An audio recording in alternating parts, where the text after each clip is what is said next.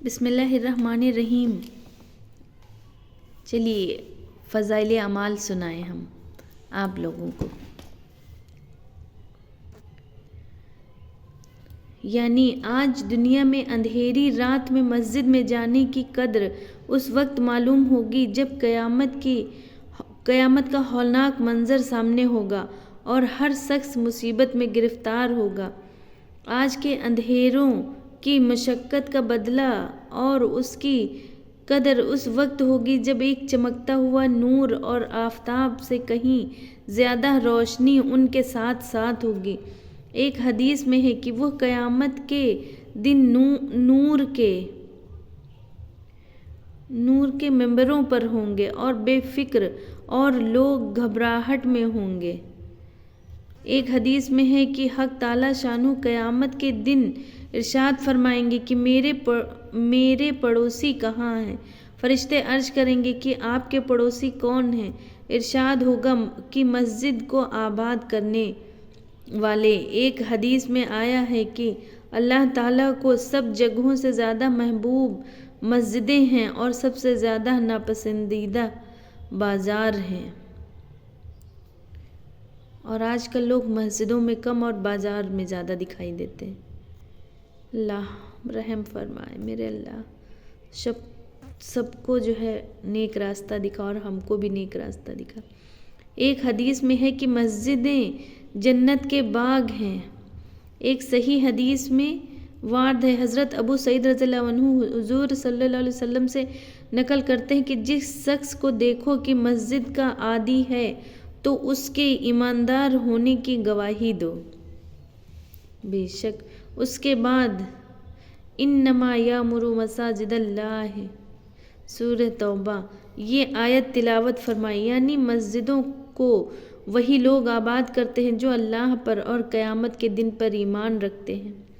ایک حدیث میں وارد ہے کہ مشقت کے وقت وضو کرنا اور مسجد کی طرف قدم اٹھانا اور نماز کے بعد دوسری نماز کے انتظار میں بیٹھے رہنا گناہوں کو دھو دیتا ہے۔ ایک حدیث میں وارد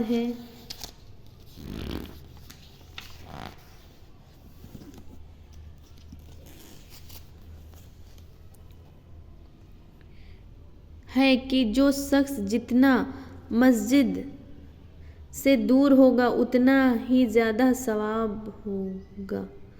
جو شخص جتنا مسجد سے دور ہوگا اتنا ہی زیادہ ثواب ہوگا،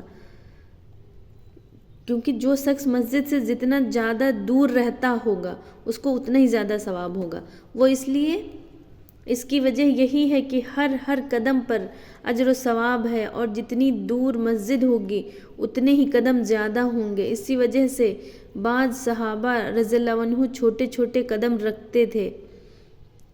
ایک حدیث میں آیا ہے کہ 3 چیزیں ایسی ہیں کہ اگر لوگوں کو ان کا ثواب معلوم ہو جائے تو لڑائیوں سے ان کو حاصل کیا جائے۔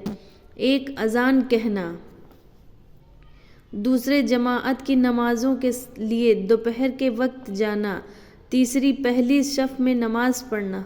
ایک حدیث میں ارشاد ہے کہ قیامت کے دن جب ہر شخص پریشان حال ہوگا اور آفتاب نہایت تیزی پر ہوگا، 7 آدمی ایسے ہوں گے جو اللہ کی رحمت کے سائے میں ہوں گے۔ ان میں ایک وہ شخص بھی ہوگا جس کا دل مسجد میں اٹکا رہے کہ جب کسی ضرورت سے باہر آئے تو بھی مسجد ہی میں واپس جانے کی خواہش ہو۔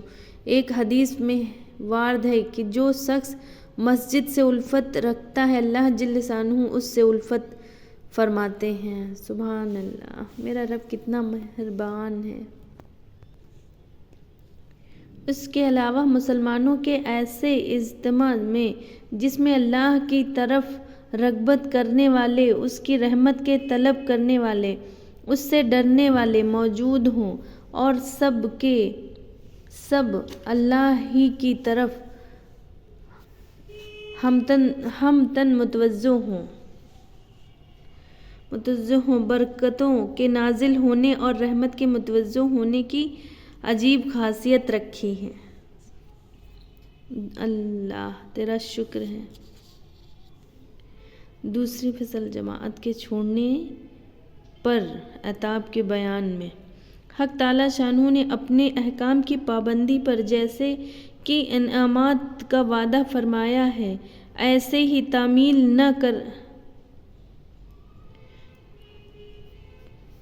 نہ کرنے پر ناراضی اور عتاب بھی فرمایا ہے۔ یہ بھی اللہ کا فضل ہے کہ تعمیل میں بے قرار بہت زیادہ انعامات کا وعدہ ہے، ورنہ بندگی کا تقاضا صرف عتاب ہی ہونا چاہیے تھا کہ بندگی کا فرض ہے تعمیل ارشاد، پھر اس پر انعام کے کیا معنی؟ اور نافرمانی کی صورت میں جتنا بھی عتاب و عذاب ہو وہ برمحل درست ہے کہ آقا کی نافرمانی سے بڑھ کر اور کیا جرم ہو سکتا ہے؟ پس کسی خاص عتاب یا تنبیہ کے فرمانے کی ضرورت نہ تھی، مگر پھر بھی اللہ جل شانہ اور اس کے پاک رسول صلی اللہ علیہ وسلم نے فہم پر شفقت فرمائی کہ طرح طرح سے متنبہ فرمایا، اس کے نقصانات بتائے، مختلف طور سے سمجھایا، پھر بھی ہم نہ سمجھیں تو اپنا ہی نقصان ہے۔ بے شک نبی کریم صلی اللہ علیہ وسلم کا ارشاد ہے کہ جو شخص اذان کی آواز سنے اور بلا کسی عذر کے نماز کو نہ جائے وہیں پڑھ لے تو وہ نماز قبول نہیں ہوتی۔ صحابہ رضی اللہ عنہ نے عرض کیا کہ اجر سے کیا مراد ہے؟ ارشاد ہوا کہ مرج ہو یا کوئی خوف ہو۔ السلام علیکم ورحمۃ اللہ وبرکاتہ۔